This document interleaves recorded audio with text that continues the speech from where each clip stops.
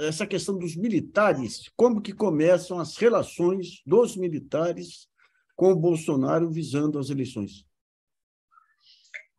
Nassif, eles começam essa relação deles já em 2013, quer dizer, com o Bolsonaro especificamente em 2013, porque nessas manifestações de rua, em 2013, começam a aparecer muitas placas, muitos cartazes pedindo a volta dos militares, a volta da intervenção militar, governo militar constitucional, coisas assim que começaram a aparecer.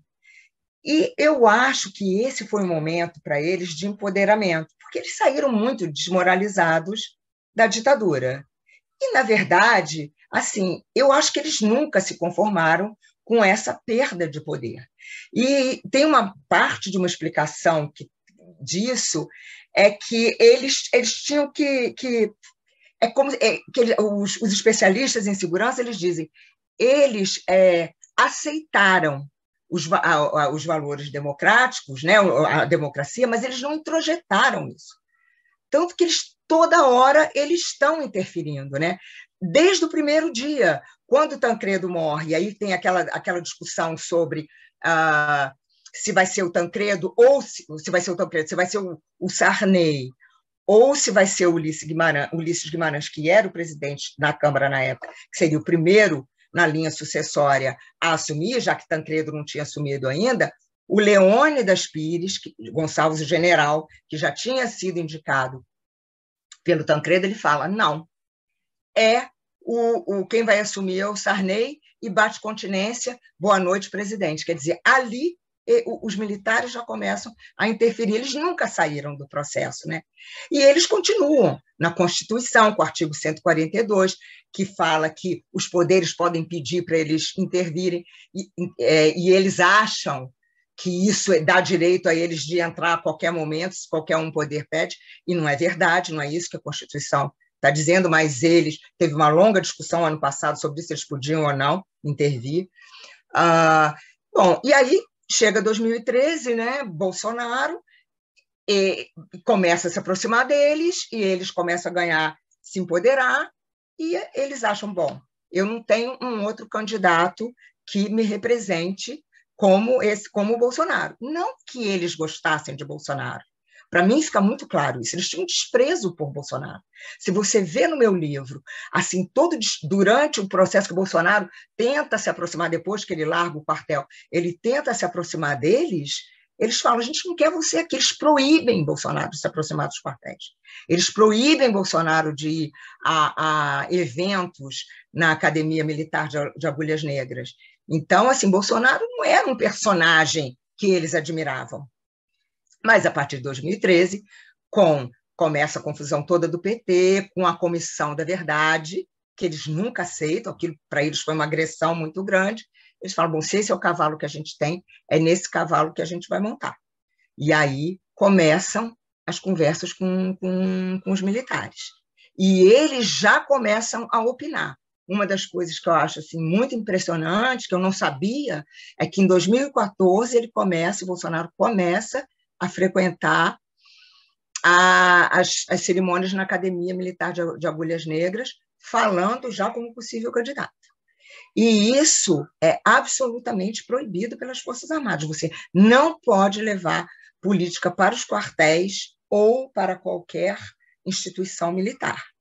Isso passa batido. O Celso Amorim não vê, ou se vê, acha que não tem importância. A Dilma não percebe. E o ministro da Defesa não fala nada, e os comandantes do Exército tampouco, que deveriam se manifestar, né? Dizer que ele não podia ir, e ele está lá. Então, ele começa a entrar, a se aproximar, né, dos militares, vai ganhando espaço, e aí, quando de 2016 já eles entram, já começam a entrar direto na campanha, acompanhar Bolsonaro. Em 2018, no começo de 2018, eles começam a fazer programa de governo para Bolsonaro. Agora, fazendo autocrítica dos governos civis.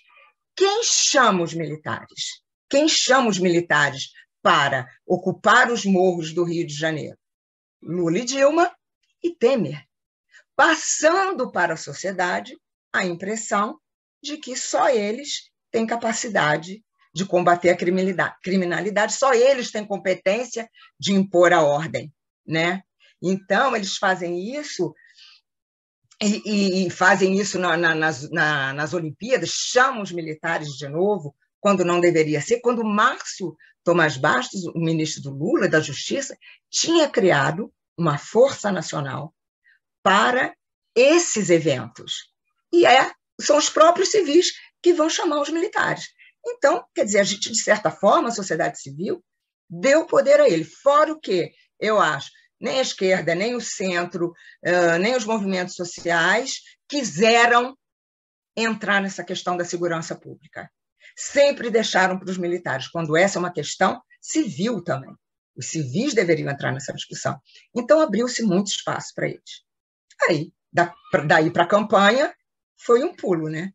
Só que você vê, tem uma declaração aqui do general Paulo Chagas, lá em Brasília, que ele fala assim, nós achávamos que nós íamos controlar. Nós entramos nesse jogo achando que a gente ia controlar. E aí ele chegou lá, abandonou todos nós e só ouviu os filhos. E o Santos Cruz fala também com um historiador, que está no meu livro, tem um diálogo, e ele fala assim, aí esse historiador muito preocupado fala com ele, mas general, como é que vocês vão controlar o Bolsonaro? Ele fala, eu vou controlar. Vocês não controlaram o doidão de vocês, o Lula, mas eu vou controlar. Ele foi o primeiro militar a cair. Foi o primeiro a Bolsonaro tirar do jogo e tirou todos os outros. O Maynard Santa Rosa, o Etchegóin, todos aqueles que deram apoio para ele, em um ano esses caras estavam fora do jogo, é impressionante. E a gente não pode esquecer também que boa parte desses militares, eles, embora eles estivessem na transição da democracia, da ditadura para a democracia, eles, de alguma forma, eles vieram desse período ditatorial, todos eles se formaram nesse período da ditadura. Mesmo Santos Cruz, que hoje tem posições muito críticas ao Bolsonaro, essa gente toda vem da mesma escola. Quer dizer, eles sabiam quem é. E Silvio Frota. Silvio Frota. O general Heleno apoiou o Silvio Frota naquela tentativa de golpe contra o Geisel e contra o movimento dos militares naquela época de fazer abertura, né? Então, aquela tentativa de golpe, o general Heleno estava apoiando o Silvio Frota. Essa gente toda estava com o Bolsonaro. O Heleno é um dos primeiros a entrar na campanha, né? Ele já tem aquela briga com o Lula antes, porque ele critica a política de demarcação das terras indígenas, que ele era comandante do Exército no Amazonas, e ele diz que o governo não sabe nada, que é uma responsabilidade do governo, faz uma crítica aberta ao presidente da República, e ele é demitido. E depois disso, ele ainda fica um tempo na ativa, e aí, depois disso, ele já volta apoiando o Bolsonaro. Ele embarca de cara na campanha e ajuda no programa de governo. Eles já estão lá desde o começo. Os militares ganharam muitos cargos no governo, né? 6 mil cargos no governo. Eles estavam desprezados, agora eles, né, entraram no governo com cargos importantes, com salários altos. Isso é um ponto. Mas eu não sei, Patrícia, eu não vou te dizer que eu acho que as Forças Armadas estão totalmente fechadas com Bolsonaro. Pelas conversas, por exemplo, que eu tive com Santos Cruz, com Paulo Chagas e com outros militares, eu acho que tem uma divisão ali nas forças. Entende? Eu não sei se na hora, assim, Lula e Bolsonaro, eu não sei como é que eles vão reagir, entendeu? Bom, tudo bem, vamos voltar de novo a apoiar Bolsonaro. Mas havia uma indignação muito grande por parte desses militares de alta patente de como o governo Bolsonaro estava, de certa forma, desmoralizando as próprias Forças Armadas, a começar pelo Pazuello, que foi um desastre a gestão dele no Ministério da Saúde. Então, isso estava incomodando muito os militares, eles não estavam satisfeitos com aquilo. Um outro episódio que você vê que teve uma reação grande dos militares, que é preciso ficar claro, porque a gente fica repetindo assim, os militares estão apoiando, mas uma parte não está. E a gente fica dando força para um lado radical e tem um outro lado que não é radical, e que está contra isso. O Santos Cruz, por exemplo, acha que é um absurdo e que é um risco essa manipulação aí dele, desse discurso dele sobre as urnas eletrônicas. Mas tem um episódio muito importante que não pode passar batido, que foi a saída do ministro da Defesa e dos 3 comandantes militares, logo no começo lá da pandemia, ou no meados da pandemia, porque o Bolsonaro queria que eles interviessem nos estados, mudando a política, obrigando os governadores a acabar com o lockdown, né, o meio lockdown que houve ali, e o Fernando Azevedo fala, não vou fazer isso. E o então comandante do Exército fala, não aperta a mão do Bolsonaro num evento, né, faz assim, e o Bolsonaro, em vez de achar legal, acha péssimo, né, era que todo mundo tomando esses cuidados, e eles se indignam e saem os 4. Bolsonaro demite um e os outros vão junto.